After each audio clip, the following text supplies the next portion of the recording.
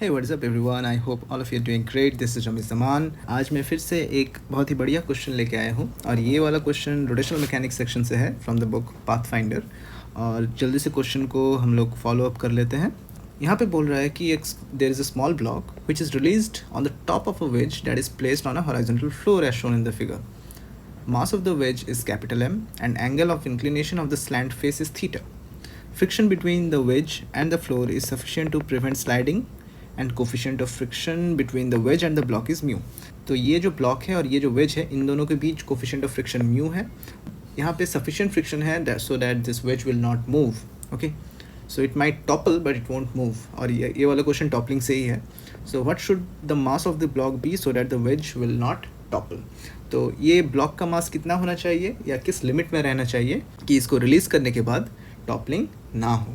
अब देखो, टॉपलिंग होने का चांसेस सबसे ज़्यादा कब होगा? जब ये टॉप मोस्ट पॉइंट में होगा तभी टॉपलिंग के चांसेस ज़्यादा है.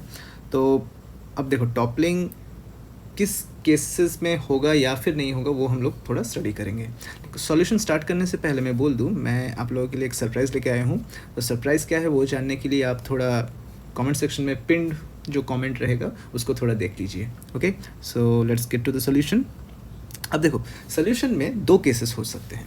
एक, जब coefficient of friction between the block and the wedge is greater than equal to tan theta, मतलब एंगल ऑफ रिपोज जो है वो थीटा से ज़्यादा है. ओके, थीटा से ज़्यादा है. इस केस में क्या होगा? इस केस में अगर आप ये वाला डायग्राम देखते हो तो इस ब्लॉक के ऊपर जो फ्रिक्शनल फोर्स लगेगा उसका maximum value either mg sin theta या उससे ज़्यादा होगा. ये वाला ब्लॉक तो मूव नहीं करेगा. तो अगर मूव नहीं करता है तो यहाँ पे अगर mg sin थीटा ग्रेविटी की वजह से उस ब्लॉक के ऊपर लग रहा है तो फ्रिक्शन उसको इजीली बैलेंस कर लेगा इक्वल अमाउंट ऑफ फोर्स देके. तो इसके ऊपर फ्रिक्शन यहाँ पे mg sin थीटा, ग्रेविटी के लिए mg sin थीटा, एक तो नॉर्मल लगेगा वेज के लिए और एक mg यहाँ पे कॉस्ट कॉम्पोनेंट रहेगा. ठीक है, इस फोर्सेस की वजह से इस वेज के ऊपर भी कुछ फोर्सेस लगेंगे. तो वेज का फ्री बॉडी डायग्राम क्विकली देख लेते हैं. देखिए, वेज में क्या है, एक तो नॉर्मल लगेगा जो इस एज से, इस पॉइंट से एकदम पास करेगा. एकदम टॉपलिंग कंडीशन में देख रहा हूँ और हम लोगों को पता है कि टॉपलिंग कंडीशन में नॉर्मल शिफ्ट होते होते एकदम एज तक चला जाता है. ठीक है, तो यहाँ पे नॉर्मल लग रहा है, यहाँ पे mg था. अब देखो, ये वाला जो नॉर्मल जो ब्लॉक के ऊपर लग रहा है, ये ब्लॉक तो इन रिटर्न सेम वाला नॉर्मल वेज के ऊपर भी लगेगा. अच्छा, ये वाला नॉर्मल अलग है. हाँ, ये वाला नॉर्मल ग्राउंड की वजह से है और ये वाला जो नॉर्मल फोर्स है ये mg cos थीटा वो इस ब्लॉक की वजह से है. और ये जो वेज की वजह से यहाँ का एक जो फ्रिक्शन लग रहा है ना, तो ये वाला same amount of friction wedge के ऊपर भी इस डायरेक्शन में लगेगा. अब एक चीज़ देखो, ये वाला mg sin थीटा और ये वाला mg cos थीटा, इन दोनों का रिजल्टेंट जो mg होगा ना वो एकदम वर्टिकली नीचे जाएगा. क्यों? देखो फिर से, ये ब्लॉक मूव नहीं कर रहा है. इसका मतलब इसके ऊपर जितना नेट वर्टिकल फोर्स नीचे लग रहा है, same amount of vertical force upwards इस वेज के वजह से लगेगा. तो इसका मतलब इस वेज के ऊपर नीचे की तरफ एक्चुअली mg ही काम कर रहा है. सो इन दोनों का रिजल्टेंट वर्टिकली डाउनवर्ड्स ही होगा, राइट. और ये जो नॉर्मल जो ग्राउंड की वजह से लग रहा है वो भी वर्टिकली अपवर्ड्स होगा. तो अब एक चीज़ देखो, अगर मैं इस पॉइंट के रिस्पेक्ट में टॉर्क कैलकुलेट करूँ तो यहाँ पे कोई टॉर्क क्रिएट ही नहीं हो रहा है. क्यों? क्योंकि क्लॉकवाइज टॉर्क तो होना चाहिए ना टॉपलिंग की वजह से, टॉपलिंग के लिए. तो यहाँ पे क्लॉकवाइज टॉर्क कोई तैयार ही नहीं कर रहा है. क्यों? क्योंकि ये वाला जो mg फोर्स इस ब्लॉक की वजह से लग रहा है ना वो एकदम वर्टिकली डाउनवर्ड, सो इसके लिए कोई टॉर्क नहीं है. So the torque due to this mg is zero, so there is no clockwise torque, hence there will be no toppling. मतलब इस m का वैल्यू तुम कुछ भी रख दो 0 से इन्फिनिटी तक, अगर mu greater than equals to tan theta होता है तो ये वाला वेज टॉपल नहीं करेगा. वही मैंने यहाँ पे लिख दिया कि net force due to the normal and friction on the wedge capital M is vertically downwards, hence it produces no torque, actually no clockwise torque. ठीक है, no clockwise torque. ठीक है, so if mu is greater than equal to tan theta, small m का limit 0 से infinity तक कुछ भी हो सकता है. ठीक है, तो अब नेक्स्ट केस में जाते हैं जहाँ पे mu is less than tan theta. तो जब less than tan theta होगा तब ये वाला छोटा ब्लॉक स्लाइड करेगा. अब जब स्लाइड करेगा तो ग्रेविटी mg sin थीटा नीचे की तरफ दे रहा है और ऊपर फ्रिक्शन लगेगा। अब फ्रिक्शन तो काइनेटिक फ्रिक्शन हो जाएगा यहाँ पे। अब काइनेटिक फ्रिक्शन कितना होता है, mu times the normal, and normal is what, M G cos theta, and of course mu M G cos theta is less than M G sine theta. ये देख के जब मैं वेज का फ्री बॉडी डायग्राम करूँगा तब देखो यहाँ का डिफरेंस देखो, यहाँ पे एम जी साइन थीटा लग रहा था, लेकिन अभी यहाँ पे mu M G cos theta लगेगा which is less than M G sine theta. तो इन दोनों का रिजल्टेंट, इन दोनों वेक्टर्स का resultant of course vertically downwards M G तो नहीं होगा, वो थोड़ा इस एरो की तरफ इंक्लाइंड रहेगा।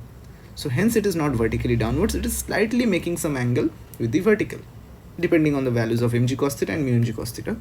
तो इसकी वजह से एक क्लॉकवाइज टॉर्क यहाँ पे प्रोड्यूस होगा और टॉपल का एक कंडीशन हम लोगों को मिलेगा। तो यहाँ पे टॉपलिंग के लिए कौन सा कंडीशन रहेगा, एक बात मैं बोल दूँ, टॉपलिंग के लिए हमेशा नॉर्मल एज से पास होता है, ठीक है, क्योंकि ये जस्ट टॉपल करने की हालत में है। और ये जो M G centre of mass से पास होगा।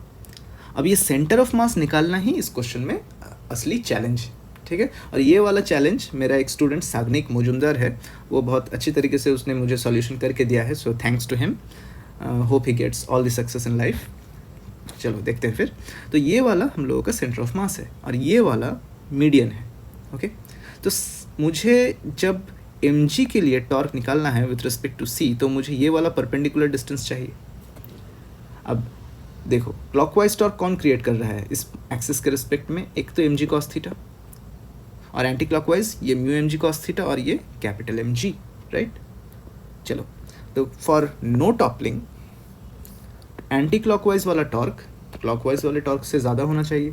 सो एंटी क्लॉकवाइज वाले टॉर्क चलो देखते हैं, एक तो M G times P Q, एक mu M G cos theta का perpendicular component, so mu M G cos theta again cos theta, so mu M G cos square theta times A C times AC, okay, this should be greater than mg cos theta का perpendicular component, that is mg sin cos theta times sin theta times the perpendicular distance, that is AC, ठीक है।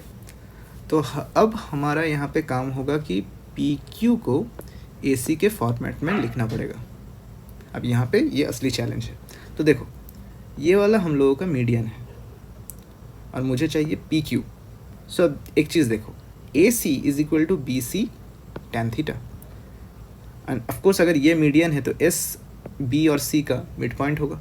सो S C is equal to B C by two और B C equals to twice of S C, so S C equals to A C by two cot theta, और A C equals to cot phi. तो phi कौन सा angle है, ये वाला angle phi है, ठीक है। देखो B C equals to twice of A C, S C को अगर मैं ए सी के फॉर्मेट में लिखूं तो क्या होगा, A C by S C equals to tan phi और S C equals to A C cot phi, ठीक है। तो अगर इन दोनों को मैं इक्वेट कर लूँ, so cot theta equals to twice of cot phi. Now we know A Q equals to 2/3 A S, A Q is equal to 2/3 A S, ठीक है, 2/3 A S because this is the median. और अगर एक vertex से आप centre की तरफ जाओगे सो 2/3 of the length of the median होगा, सो 2/3 ए एस, सो 2/3। अब ए एस क्या है, A S is A C sine phi, sorry A C divided by sine phi. तो अब यहाँ से P Q equals to A Q cos phi, P Q is equal to A Q cos phi, A Q cos phi, okay, which is equal to, अब देखो A Q is this one, तो ये वाला यहाँ पे put कर दो, so cos phi divided by sine phi तो कॉट फाई हो जाएगा, सो 2/3 ए सी। अब कॉट फाई हम लोगों को मालूम है कॉट थीटा बाई 2, ठीक है। सो पी क्यू को हम लोगों ने ए सी के फॉर्मेट में लिख दिया और हम लोगों को ये मिल गया। तो इस भाई साहब को आप यहाँ पे पुट कर दो, पुट करने के बाद बहुत कुछ कट जाएगा, ए सी कट जाएगा, जी चला जाएगा और आप इक्वेट करके आपको स्मॉल एम का वैल्यू मिल जाएगा, ठीक है। स्मॉल एम का वैल्यू इस रेंज में होना चाहिए if mu is less then tan theta, right, okay. तो हम लोगों का दो केसेस के लिए दो आंसर्स मिल गए। आई होप आपको ये सॉल्यूशन अच्छा लगा हो, और अगर आप ऐसे ही और भी वीडियोस चाहते हैं तो प्लीज़ लाइक और सब्सक्राइब कर दीजिए। I will see in the next one. Peace, take care.